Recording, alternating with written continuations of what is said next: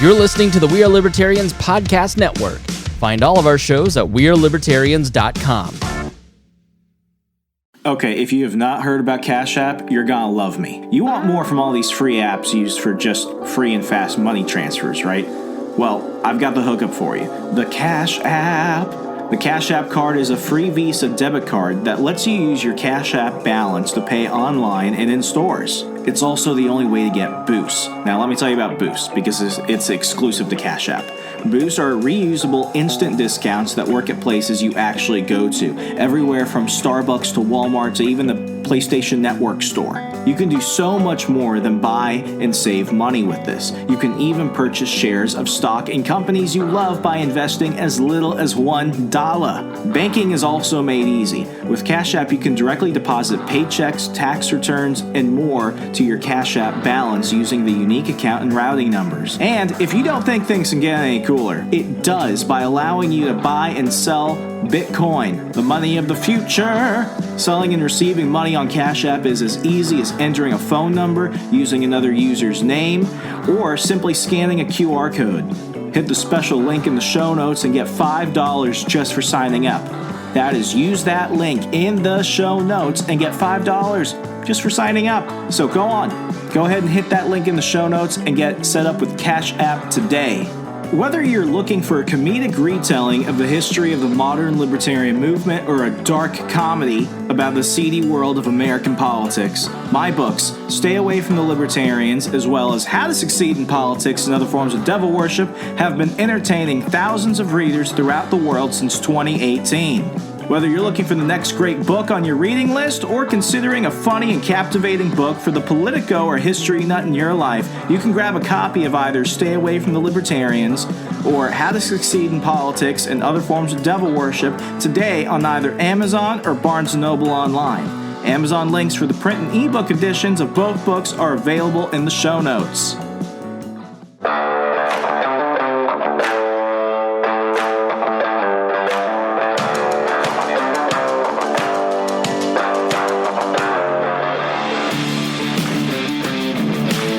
Prepare yourself. You're on the run with Remso W. Martinez.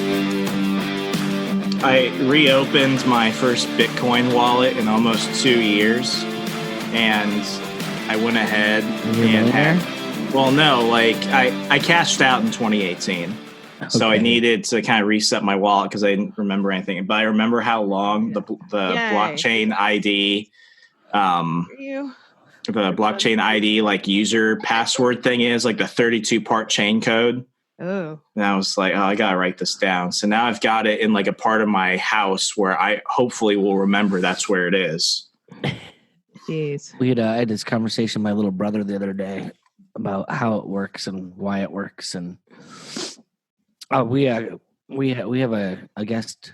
The interview is going to be coming out in a couple of weeks. So we talked to Corey Klipkin of swanbitcoin.com, which is essentially you set it up with your your standard bank account, so it'll withdraw X amount of money every week or month or however you want to set it up. It's just I'm treating it like a long-term savings account, just kind of throwing it in there. Yeah. So while we're at it, actually, this is where I want to actually ask you some questions. So we're going to kind of start the show here, ladies and gentlemen. Go for it. Nick and Liz and Nick and Liz. It's great to have you both on here. We were talking about why technology hates us, and somehow Bitcoin came up. I was just telling them, folks, I cashed out of all my crypto several years ago. I actually, for the stuff I didn't cash out, I donated a few $100s to a candidate, Eric Brakey, out in the state of Maine, who was actually accepting crypto donations for his Senate race at the time. So I was like, here, I'll cash out what I can here, and the stuff that's worthless, I'll go ahead and just donate to him. But what did you guys just set up? If it's not too personal. No, not at all. The reason we started, we had Corey on because as parents and non necessarily monetary activist people, we were trying to figure out what does Bitcoin mean to anybody. And so the short answer that we got was it's basically just a long-term savings plan. Eventually, if everything goes the way the Austrians predict, it's going to be, money someday. At which point having it will be better than not. If not, then I mean the value has seemed to be at least not bottoming out. And in the past couple of years, it has seemed to go up steadily. Just in fits and spurts, I guess. So we set up an account with Swan Bitcoin, which is a place that actually just takes it out of your checking account. Is it like Coinbase? Is it an exchange or is it like a wallet? You can do it one of two ways. They can transfer it to a wallet that they hold, or they can transfer it, I believe, to your actual wallet if you set that up too. For the time being, I just have it set up to have a wallet with them. Setting the bank account up was annoying enough. So, but essentially, they just take. I have it set up for us to take out $10 a week to just throw in the account. One of the things that I'm looking forward to is that since it's a weekly thing, and essentially it's buying me $10 worth of Bitcoin every week. If the market fluctuates and goes up and down, I don't have to be paying attention to react to that. You're just kind of dollar cost averaging. Yeah, exactly. Yeah. So, whatever the market does on whole, it's going to move in that general direction. So, Liz, how do you feel about your husband investing in funny money?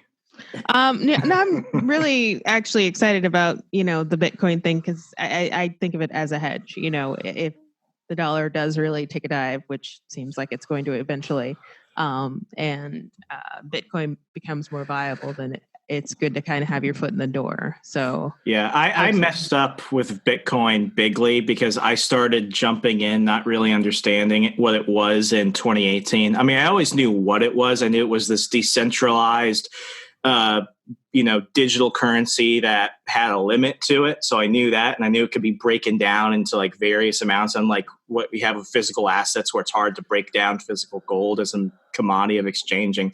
But I treated it like stocks, and that's what a lot of people did. They thought it was more of an asset, but what they failed to understand was it was a currency. It is a currency. And then when you learn about everything else, what I was doing was I was like, oh, I'm going to get rich. So I'm buying on the biggest inflated rate imaginable because you had all these hedge funders buying loads and loads of Bitcoin and Ethereum.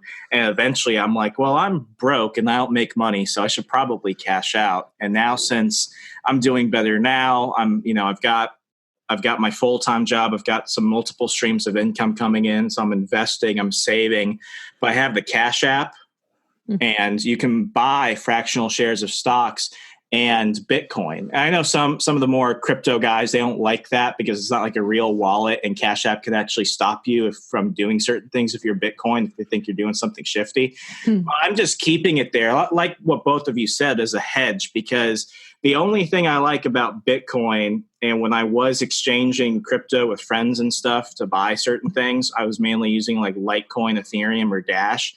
The only thing I like about Bitcoin is that it's a store of value. So like what you both said, it's a hedge. I don't think that Bitcoin is ever going to hit zero. I think if anything, with the more money we print, it only makes holding even a small amount of Bitcoin the better choice. And I'm going to look at that more so than physical gold because we live in a digital world. Well, and there's also, frankly, there's actual places where people actually use it as currency because their own currency's been destroyed so badly. I think I'm not going to Venezuela anytime soon, though.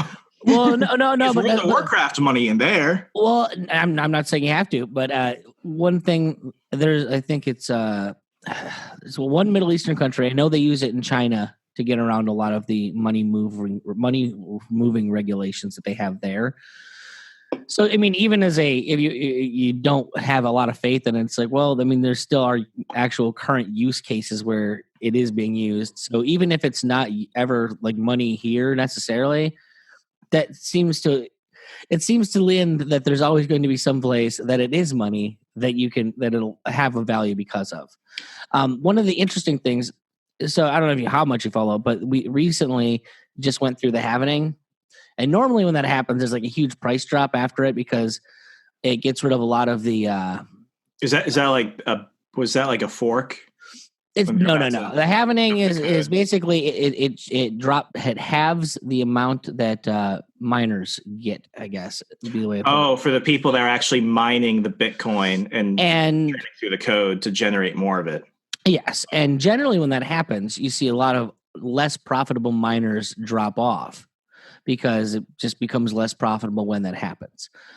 Now, interestingly enough, when that happened this time, it didn't really dip, like maybe like a couple $100 a coin. And a lot of that is because when this whole thing happened with the coup, I think it cleared out a lot of the riffraff in the market that was on edge. Those people needed to liquidate to get to, the hard currency that they needed to go to the grocery stores with in the meantime.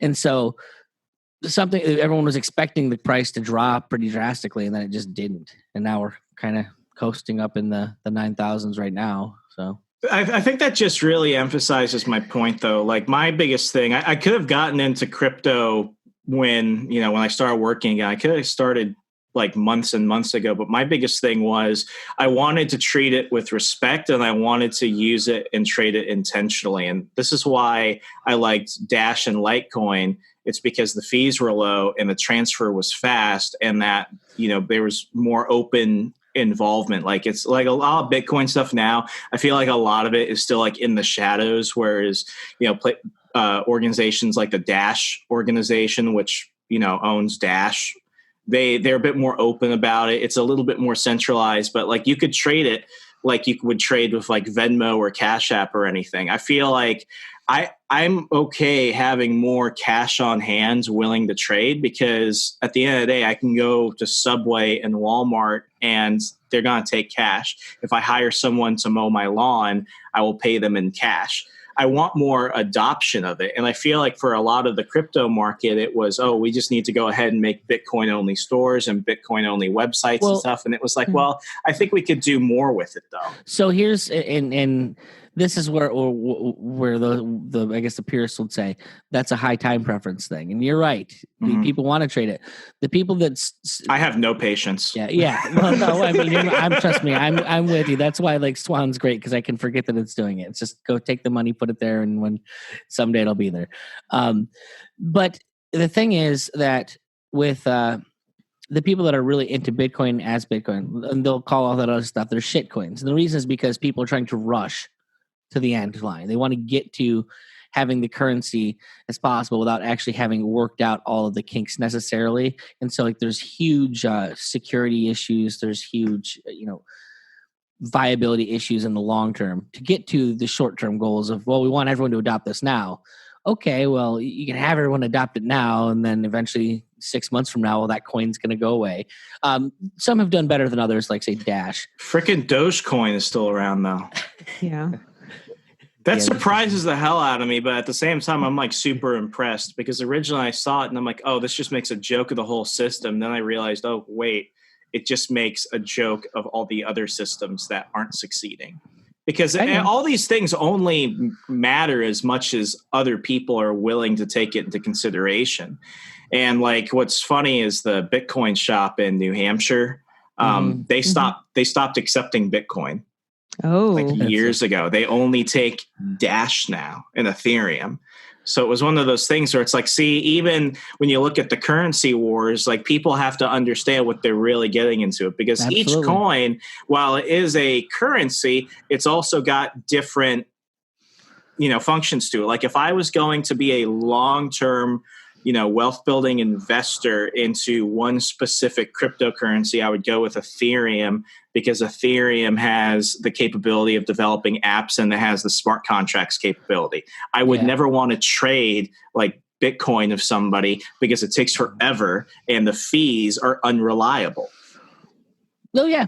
Like I said, the Bitcoin people will tell you, it's because we're not there yet. We're working out what this is eventually going to be. We're making the second layer stuff. I mean, the only reason our actual day-to-day money works the way it does is because of a second layer called Visa and MasterCard.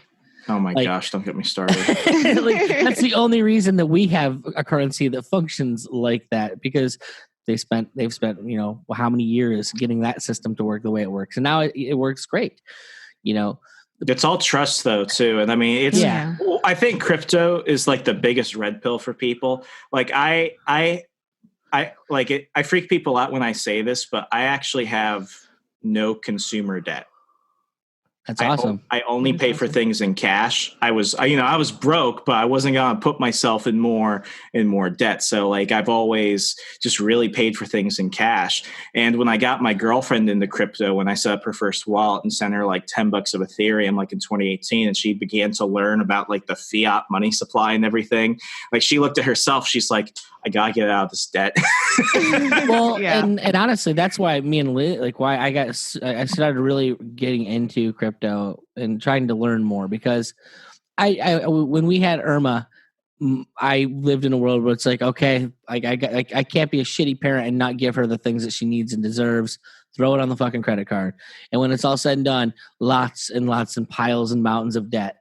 And so I see all of the people that I'm really tight with getting into this thing, and they're sending money in it, and I'm like, at some point I expect that the currency is going to collapse. So it's like, well, is it worthwhile for me to even get into this? Because if the currency is going to collapse, I might as well just ride that inflation and then just pay it off with the cheap dollars that I'm going to get when it fails. So, or is there a way to game the system and like put my money in Bitcoin, and eventually Bitcoin's going to skyrocket, and then I can pay off all my crappy debt with that? And just what kind of game is there to play? I think Liz and I will. Sorry, I cut you off. Well, no, and then eventually, like when I started talking, it's like, if you're a Bitcoin person, like they'll just say, anything. What we're expecting is not now. It's not 10 years from now, probably even. It's a long term play. Like they're the guys that are really into Bitcoin are just, when this happens, and it might be 100 years from now, we're going to have the most stable, most reliable thing that there is. So think of it, if nothing else, as a long-term investment for your kid. Don't go trying to, like, what did JW say? He's like, if you aren't in a position to gamble on technology, don't. Well, yeah. Oh, absolutely. I think Liz and I were talking about this when I was on your show last week. Like, there are a lot of things I like about Trump. The one thing that I criticize him for is the one thing I never hear people criticize him for. He has no problem printing money. Yeah, he fucking loves that shit. His entire life, he loves printing money, and I think him and Jerome Powell have like a secret bromance that nobody's talking about. I think him and Jerome Powell, chairman of the Fed, love each other. But I'm deeply concerned that maybe like 2 or 3 elections from now, when Trump is obviously not there. I think he's going to win another 4 years. So whoever's after Trump, I think either Democrat or Republican, we're going to see a race to see who's willing to print our way out of our national debt. And that scares the living crap out of me. I feel like we're already there, like the way they're treating this coup. They don't want to say it out loud. I'm waiting for the person that says, I'm willing to do that, and we're not going to cut any of the existing welfare state. And why not UBI, who wants 12 grand a year? Like, that really scares me. They're already talking UBI. I get what you're saying. But someone was talking about, didn't Trump just do a speech calling Jerome Powell like his most improved player for like wanting to play ball with Trump now, on giving him the monetary policy he wants? I heard somebody talking about that on Bloomberg, and they played the clip, and I'm like, this is like some bizarro world crap right there. He was talking about firing him a month ago. Now Fauci's like moved into the White House, and Jerome Powell's like his LeBron. This is creeping me out. I guess to me, none of it's surprising because he's a lifelong Democrat. None of this is new. Like he was a New York Democrat, which is basically a slightly more conservative Democrat. So, all of this seems pretty on point for it. My big thing is I feel bad for the people that like buy into the hype. Now, I never voted for Trump, but I'm glad he won over Hillary. So, hear me out on this one, because things are about to get weird. I've got a friend of mine named Zed. Shout out to Zed. Zed is the most conservative, Trump-loving, middle-class Muslim dude you will ever met, one of my oldest friends in life. And he knew that Trump was going to win the day he came down the freaking escalator. And I thought he was a moron. But Zed's the one who I'm listening to these days. I'm like, give me your predictions, Nostradamus. And he genuinely thinks, I might be wrong about this. He'll angrily call me later, but I gotta say it. He thinks, and I actually buy into this theory a little bit because I'm into some strange stuff.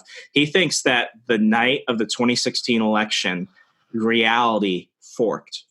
So, like, if you believe in 2012 the world was supposed to end and that we may have entered a giant black hole that was beyond all comprehension of the universe and everything, and we didn't see it coming, then you believe that there are now multiple streams of realities. So technically there's one where we died, but then there's one where we lived because we went through that black hole. We don't know how that stuff works. So basically we're now continually splitting reality. So Hillary was supposed to win. It was a rigged election. Everyone, all the gamblers, everyone was like, Trump is going to lose, Hillary's going to win. What he thinks happened was that was another moment in the space-time continuum where reality forked, where somehow, some way, Trump was able to win, and we're living in the reality where he won. And then there's the prime Earth, like where our real versions are, where it's split, and Hillary won, and we're in like a Terminator Judgment Day war. We're in the J.J. Abrams version, I take it. Absolutely. It's dark. There's strobe lights. Where everything sucks. Everything is terrible. And it's got a guest co-director thing from the guy that Zack Snyder. Like it's all doomsday. We're all living in the Batman himself into a corner.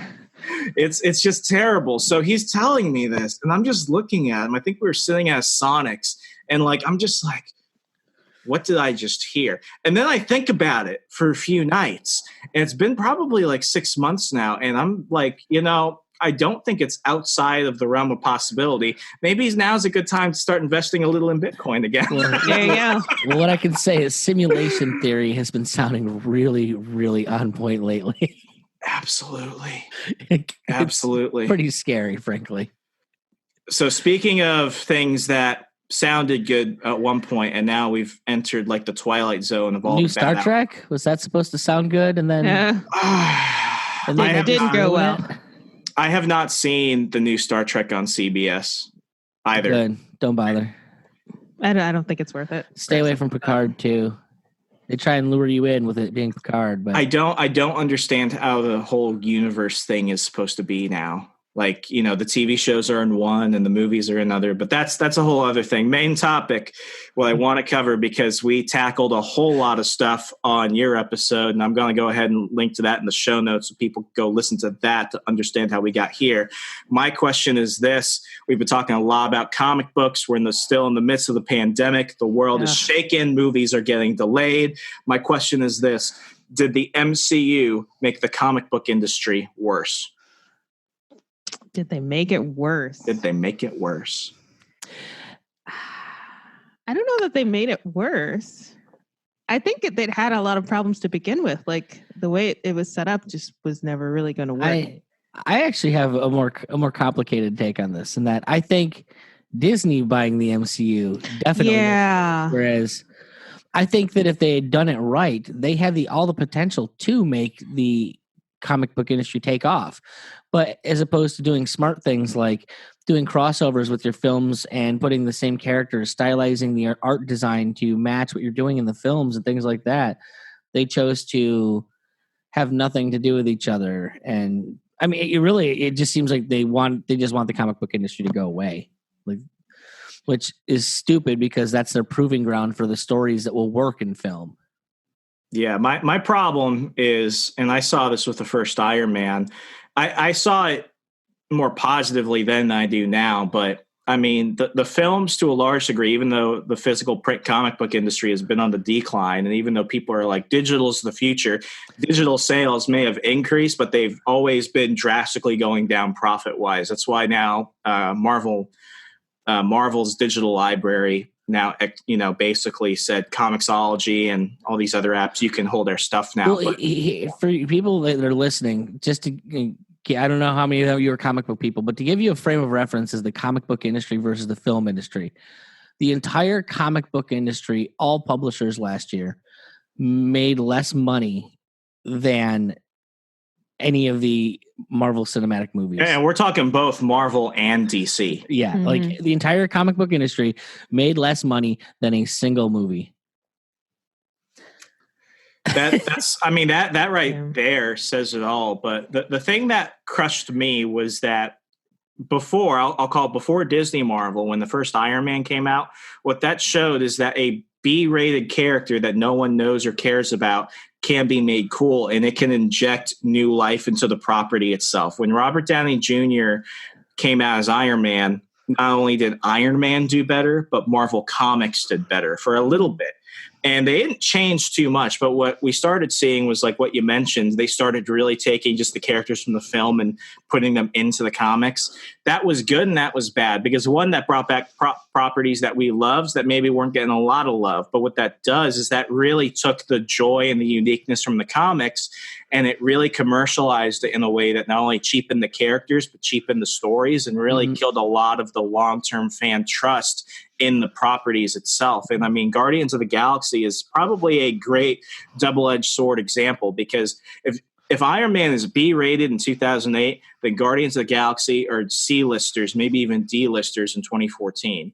But you know, those comics no one ever really read. They had such a small fan base of people. So when the movie came out and everyone loved it, they had to change really the comics in order to really not only bring out a lot of the comic book readers that weren't into Guardians of the Galaxy, but also make enough, you know, welcoming space for all these new people coming in who wanted to see really the film characters in the comics. So that was a good example. Did you read any of those, the comics themselves? Because what I will say is that pre or post movie? Post movie. I did for a little bit, and it was good, but like, you know, they rebooted it like 3 times in a couple of years. Like it was always a new issue 1 because the series were just getting outright canceled, and they thought, okay, we're losing trust in people. Let's come out with a new issue 1. So I have like 3 Guardian issue 1s that came out in like a 5-year span. Wow. I'm curious, did they try and take on like the tone that what's his name there? Tim Gunn? James Gunn. James Gunn. Yeah. And the only reason I even watched that movie, because I could have cared less about the characters going into it, because like you said, C and D list characters. But I'm a huge fan of James Gunn as a director, and like he's done amazing work. But he also has a very distinct style, and I'm curious if that crossed over into the comic books when they did it, because it's not a very comic book style the way he directs. They tried. I mean, they tried, but they did it poorly, because when you try and do James Gunn and you're not James Gunn, it's going to be bad. Yeah. But what you also see is that, you know, corporate Disney, Marvel tried to really put their stamp on things. So they're trying to boost up characters that are going to be in the movies a few years from now, like Captain Marvel. They put Captain Marvel in there. It's like Captain Marvel had no purpose of being in it. And they put her in there. So it was like, okay, let's make a watered down James Gunnish comic book, and let's throw in all these characters that aren't Guardians, but we want people to be familiar with them for the movies. Yeah. And it got to the point where now Marvel right now is more or less really just a merchandise wing for the films instead of being its own separate thing. And when they had Kevin Feige become the creative chief whatever for Marvel Entertainment, which now is both the studios, the films, the games, and the comics, now it's just like cheap merchandise in a way. They've really just watered down everything about them, where, you know, when the thing that bothered me, I like Samuel L. Jackson as Nick Fury. They based that off of the Ultimate Nick Fury. What they did in the main comics was they basically tried to kill off old man David Hasselhoff, white Nick Fury, and replace him with now black Nick Fury. And now you have to basically forget that the other Nick Fury ever existed. Yeah. And it's like, you can have both. I'm not saying you have to do that, but what they basically said was, we care more about this new group of people that's coming in that I don't see buying comics at all, more than the people that know and love and trust these. Well, so the issue there, and this actually makes me question whether or not the films really did it or not, because the fact of the matter is those would call it SJW Marvel happened before the films happened. Like that was a thing that was coming down because the people that were into comic books were like your artistic types. The problem is that that's not really the people that buy comics. And so you have people that are trying to make this industry, they're trying to create an industry by making comics for the people they want to be their fans and ignoring the people that actually are their fans. And try as you might, SJWs just aren't buying comic books. Like maybe it's because the economy, they're poor people, they live in rooms with 7 other people and their cats and stuff. Maybe it's just they just don't like comic books. Who the hell knows? But the problem is they're not buying them. Meanwhile, you have all of these middle-aged white men that do, whether or not they like it, make up the majority of the audience for comic book patrons. And now they're telling them, we don't want you to be our fans. So they're pumping all this ideology in. And for a long time, like the way I understand it is that it was in the comics, but the movies, because they're such big productions, they weren't letting it seep in there because they were making the safer bets. You want everyone to go see the film. Yes. Well, and eventually they started that whole process that was turning people off to the comic book comics left and right. Well, that started creeping into the films. And now, I mean, it's just full on the films. We're talking She-Hulk, where we're talking we're talking a whole, like, Captain Marvel had been rebooted how many times before they made the films? Like, no one likes Carol Danvers as Captain Marvel. Miss Marvel, Carol Danvers, did pretty good back in like the 70s. Yeah, when they were trying to make her like a pinup model. I mean, let's be straight. Like, men bought that because it was basically, I get to see a hot superpowered chick fight other superpowered people. That's cool. Yeah. Mm-hmm. I mean, just kind of sidestepping that, though. I mean, I always think that, and I do genuinely think this, even though, a lot of the fans criticize the SJW wing of the comic industry that's really, being the masthead for all these new properties now. I ultimately think Marvel, Disney only really cares about one thing. They care more about money than they do about this. They will virtue signal a little bit. It's like during Gay Pride Month, you have all these companies that do business with like the Saudis, and they're changing their Facebook profile to virtue signal a little bit. It's like, yeah, they're going to throw that red meat at you, but ultimately what they care about is money. And I have a question. What cartoons does your daughter watch? Star vs. the Forces of Evil is one we watched together. And like Phineas and Ferb, we watched DuckTales, the new DuckTales. So there's that. That's actually pretty good. Yeah. I will say I've seen. I'm pretty picky about what she watches cartoon-wise. Yeah, and we just finished like watching Recess from back in the day. Back when cartoons were actually decent. Right. But like, what's the big for a lot of cartoons? What is the purpose of cartoons really? Sell merchandise. Yeah. Have you seen any of the last couple Spider-Man cartoons or the Avengers cartoons that came out on Disney? I saw a little bit of the one where like they all have giant heads, and then there's one where they're all like all the girls, all the superhero girls. I think it's mostly DC characters.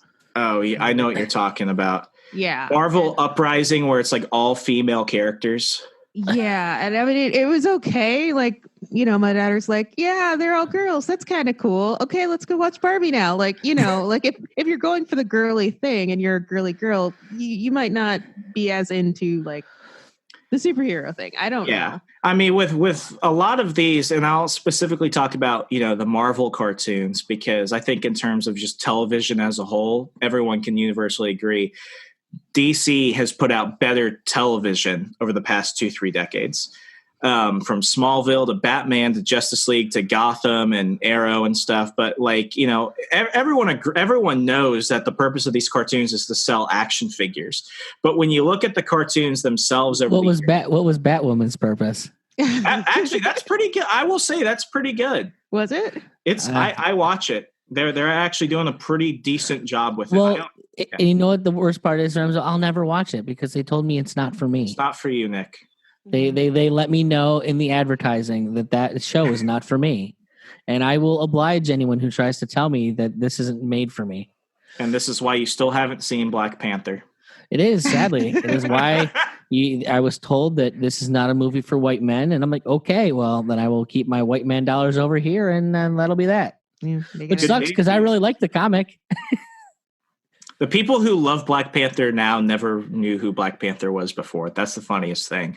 But like, what I'm trying to get at is like the cartoons from like a decade ago, like they were really good. They had stories to it. It was universally seen as good content, even if it's marketed towards, younger people. Now, when you look at the cartoons, there's no story. The animation is cheap. It's all just a way to plug in toys that people are apparently still buying.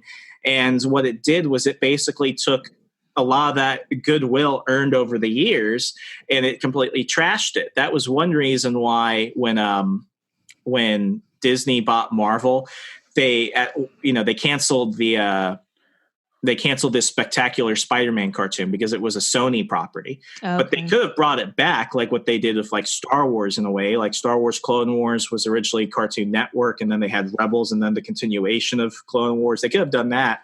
But one reason why they didn't want to bring back Spectacular Spider-Man at that time was because Spectacular Spider-Man wasn't pushing enough Spider-Man toys. Now, Spider-Man's one of the most money-making properties ever. That and Batman, you put either of their faces on it, people will buy it typically. But they're like, that cartoon was not generating the cash. So what they did was they had Ultimate Spider-Man. Now it's Marvel's Spider-Man. And every episode is just them throwing in all these random plot devices that make no sense just to sell toys. And what it's done is it's made a horrible cartoon as a result. And they do this. And what they need to understand is that you have a large adult segment of the viewer audience that likes it because they just want to see the characters because they still enjoy it. And they will go out and buy the toys and the merchandise because they want to collect it. Well, and that's the thing that they're forgetting. Modern kids don't play with toys. They play with apps and computer games. So trying to sell toys is that's a niche market designed at old white men still. Yeah. Well, I mean, you'd almost be better off aiming it at the parents because the parents will then like, oh, well, I bought this for my kid, quote unquote. At least I will sell some toys that way. I will still buy action figures and stuff. And when the cashier looks at me awkwardly, if I still go to a cashier and I'll go to the robots, which I trust more, I'll be like, it's for a birthday party. Right. Yeah. No, it's for me. It's for me. This Batman is for me. So we opened this whole thing up kind of talking about money and monetary policy.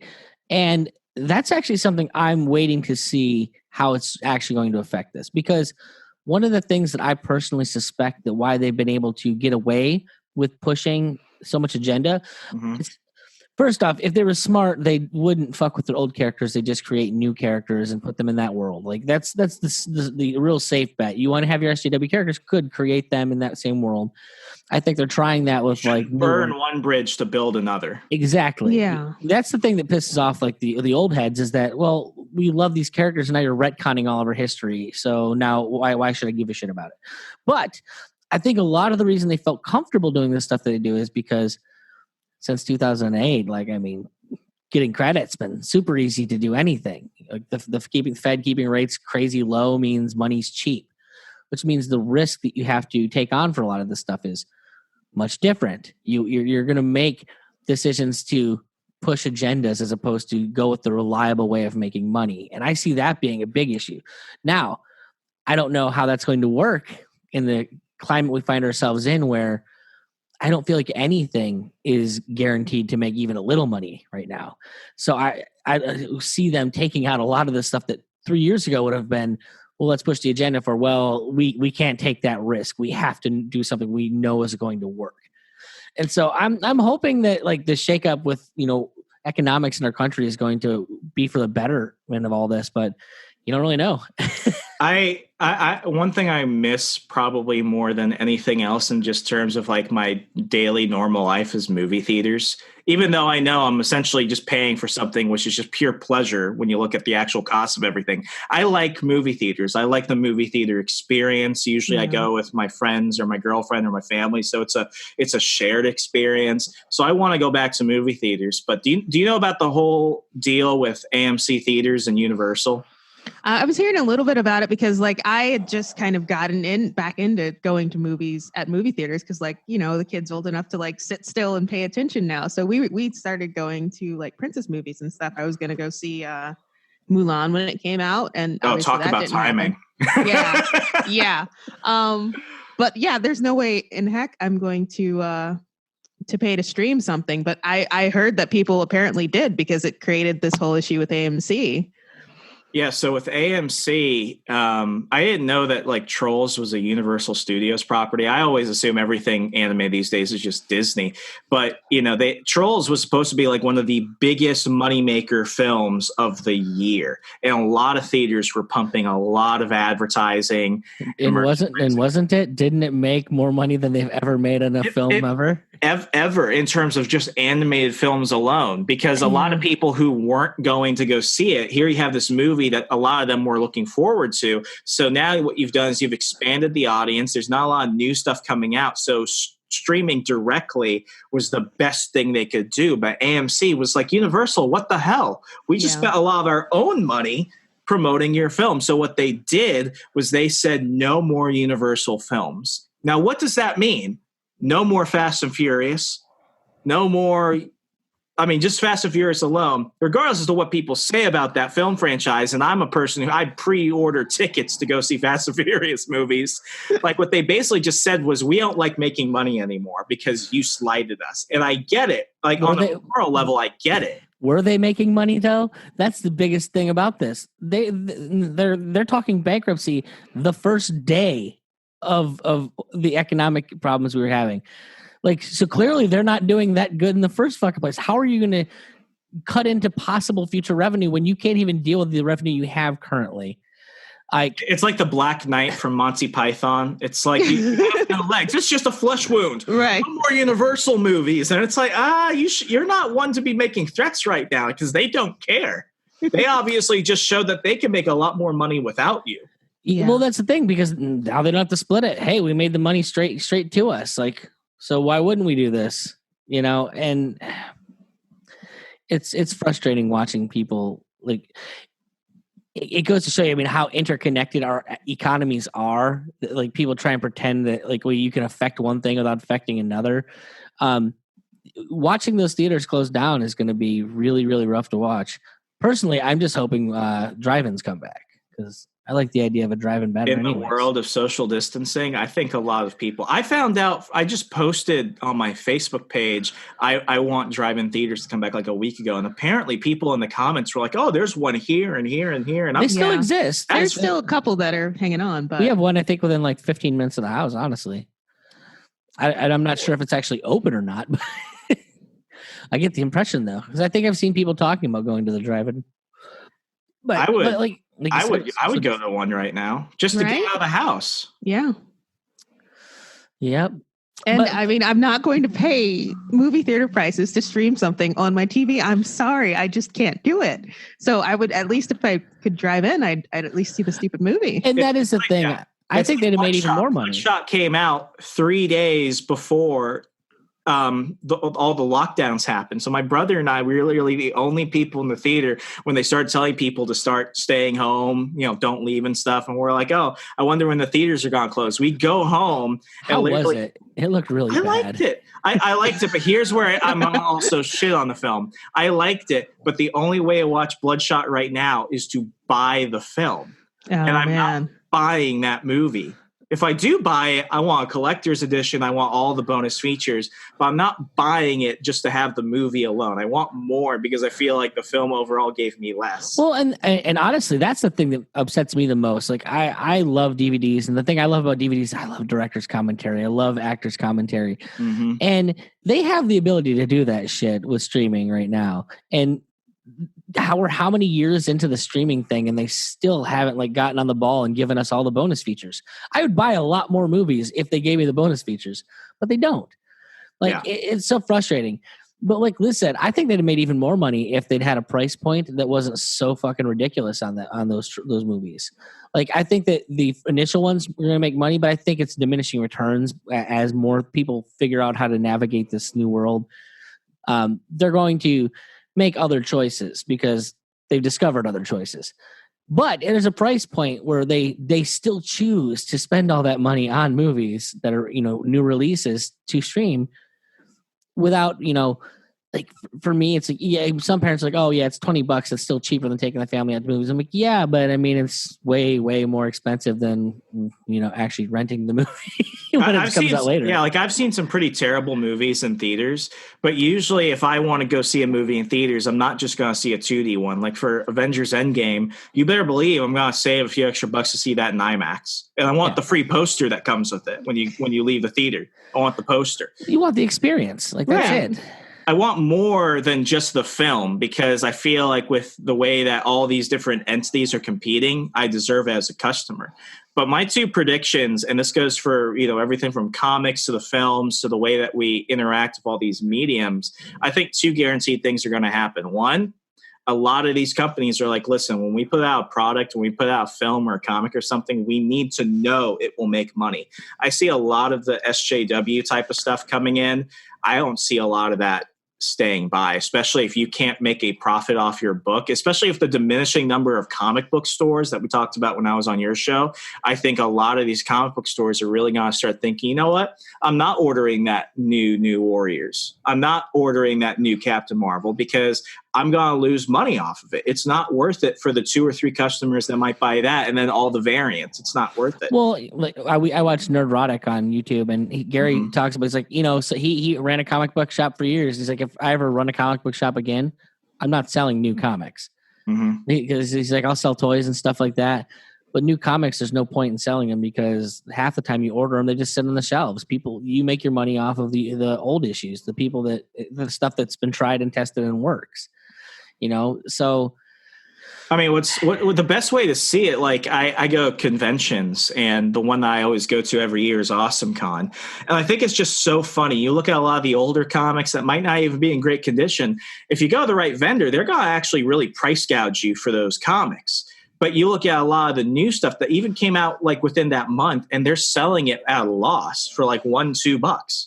Like the sticker says $5. It came out like a week ago, and you're getting it. Like they're basically losing money. They're just trying to recoup losses from there. Well, and I mean it's because, and you can hear it. Like you listen to the creators on Twitter and stuff, and they point blank tell, like, we don't care. Like, we're not here to sell comics. That's your job. Figure out how to sell what we make. And such a backwards way of thinking. No other industry works like that. Exactly. And part of the issue is, you've got that big middleman in Diamond that's the only publisher. Oh, I was wrong. 3 predictions. Diamond? No. They're done after this. No more Diamonds. They're gone. I think Diamond will still be around, but like Diamond, the one printer that does all the mainstream comics, no. I think what DC's doing, going to like smaller individual printers and only having them do certain titles, so that way they're not too invested into one behemoth. I think that's definitely got killed Diamond. Sure. Diamond needs to go, and it's needed to go for a long time, and hopefully this just kind of proved it to everyone. The thing is though, ultimately, I don't see a whole lot of reason for creators to go to the main publishers anymore, because you can just as easily start your own property, develop a following like any other content creator, and then sell the shit online. You have the Ethan Van Skyvers and stuff that have like legacy careers that they can kind of start off on. But eventually, once that becomes a viable business model that people trust on, like independent creators, you're going to see a hell of a lot more of it. And why do I need to go and water down my vision with a big publisher when I can just sell it exactly the way I want it and develop a loyal community that'll support me forever? This is why Image Comics has done so well, and why they're becoming more mainstream now. When you look at properties like The Walking Dead, and now they're doing a new Spawn film, and they're going to do an Invincible series potentially on Amazon. Like, Image Comics is creator first, artist first, and you live and die based off that. Image will provide you with the connections to printers, the connections to editors, and the connections to stores, but you really succeed off of how you interact with your fans. I don't know the politics of really anybody except like Rob Liefeld, because he's not actively doing comics anymore. But Liefeld is, he's not, I wouldn't say he's libertarian, but he's very anti-social justice. I'll put it that way. He's very anti-liberal in a lot of ways. But then again, he never had to appeal to those people because he knew his audience. So he could double down if he wants to. He's not taking down all of Image Comics if he wanted to go back and do that. Well, and some of the stuff that's the most criminal to me is like, look what happened to Doug TenNapel, who is guy who is a very conservative Christian. And to me, nothing he said was all that bad, but he said something about, I think it was homosexuals, and just he doesn't support that lifestyle. Like, it's just not his thing. He said he wasn't going to include them in his work or something like that, which is, it's his choice. Yeah. The problem is that, so we're talking about a beloved creator of Earthworm Jim, like a huge game when I was a kid, and no longer allowed to work. Like he'd just gotten a big deal, and that someone heard that he'd said this once, his entire career was over, blackballed by all the people in that industry. So now the only people that'll touch him are the independent creators like the Ethan Van Skyvers and stuff like that. But the last laugh's for him because now he's out selling his comics by himself. He's online. I get ads in my Facebook all the time. For his what is it that he does? It's The Finger of Poseidon is the new book, but I think he's like some book about a Yeti or it's like search for Bill. I think it's his character. It's something about that, yeah. But like he can do that, and it only shows that like the market is really there if people know how to use it. Chuck Dixon, I spoke with Chuck Dixon like the year that Clinton Cash came out, and like after Clinton Cash came out, he did the graphic novel version of Peter Schweitzer's book. He got canned, and this is the guy that wrote some of the best Punisher stories. He created freaking Bane. He really helped Palmiotti and the others make Harley Quinn popular in comics, other than the Batman the Animated Series. Chuck Dixon, who's a treasure of the comic book industry, now has to do all his stuff almost virtually by himself. Well, so, and here's another thing that, like, as we're talking about this, and I'm thinking about it.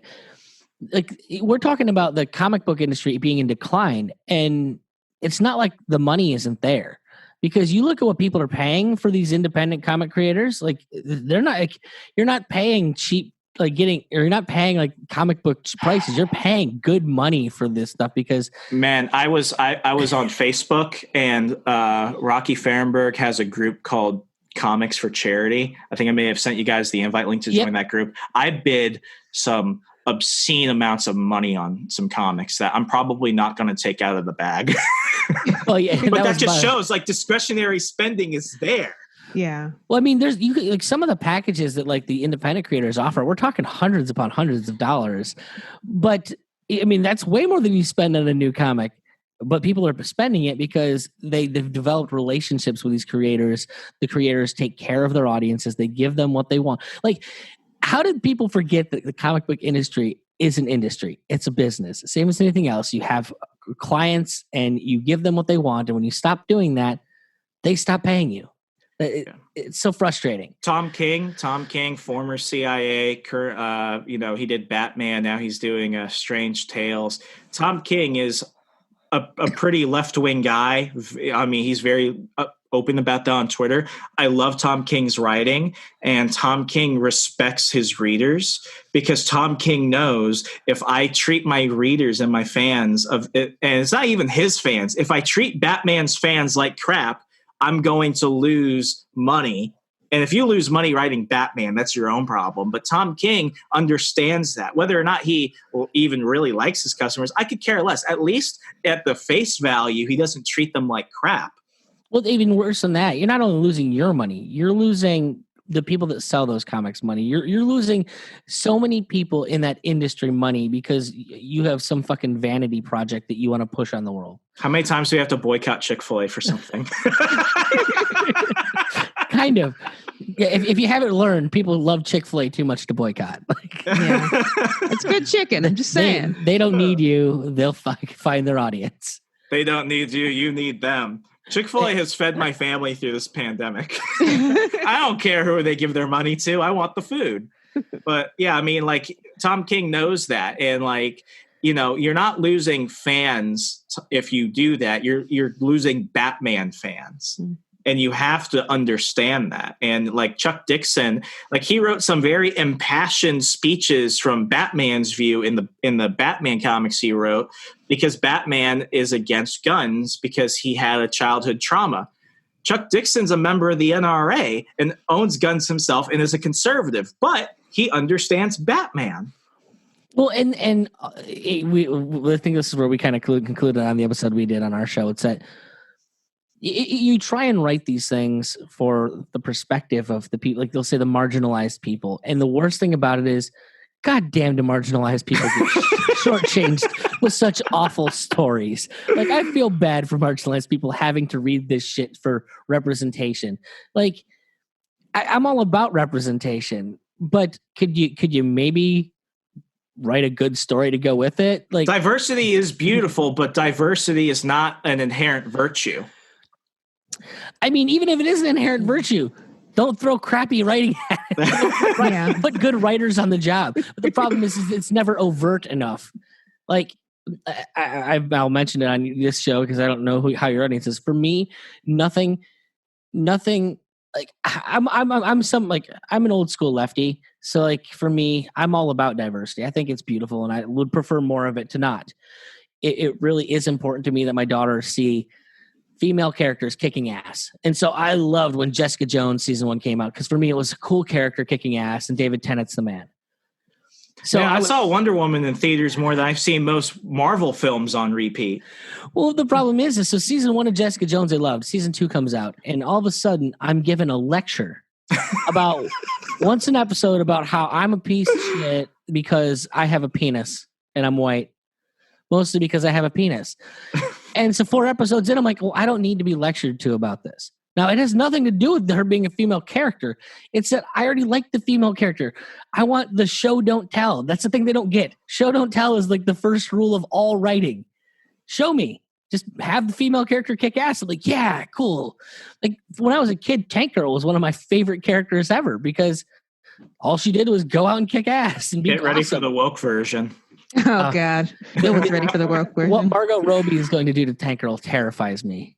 There will never be a Tank Girl other than Lori Petty. Yeah, Lori Petty is my girl. I love Margot Robbie too much to not see that film. It could be terrible. I'll still give her my money. I'm her simp. But I mean, you're honestly a bigger comic books guy than I am. Like I like them and I've always appreciated them, but I've never been like just a diehard in the wool comics person. It's just. I saw Justice League 5 times in theaters. Oh, wow. I'm an appreciator of nerddom. We'll say that. I will. I think we can conclude on this. My second, because I brought point 1 and 3, but my second prediction: movie theaters drop the pay per film model and they go straight to subscription based services. Oh yeah, that makes sense. They've already had them for AMC has. I have like the Cinemark Movie Club where I pay like $8.99 a month, and I get one rollover ticket a month credited, so I could see any film. I get like discounts on concessions, merchandise, and then if I buy other tickets, I get a discount on every guest I bring. So I like that, but it's like I'm willing to pay $20 a month to go see X number of films, even if they limit it. I'd be more willing to do that. I know a lot of people that do use that, like they use the passes. I think probably more than anything, the reason that hasn't taken off more is because most people don't know it's a thing. Like it's not an option that most people are aware of, unless you're a diehard movie person that goes all the time. Because like for me, when we had Irma, it was just difficult to go all the time when you have a little kid. Well, we finally reached the point where we started going again, and that option seems a lot more reasonable. It's like I can take all 3 of us for like way, way less money. I'm more apt to spend money at the concessions as opposed to if you're gonna go there, you're gonna buy a drink and some popcorn. Yeah, because it's the experience. You want I'm gonna buy the corn dogs actually, but the like 25-cent corn dogs I pay like $8 for. It only tastes better in a theater. Yeah, I wouldn't eat them anywhere else, but I'm in a movie theater, so it's okay. Right. Perfect. Well, folks, I think this has been a great episode. We'll have you back on again in the future. Thank you for everything as always. If people want to learn more about everything you do and all you do is awesome, how can they do so? PeaceFreqs.com. Spell it whichever way you want to. We'll get you to the same place. Beautiful. Nick and Liz, Liz and Nick. Nick and Liz. It's great talking to both of you. Have a great Monday. Thank you. Thanks, Remso.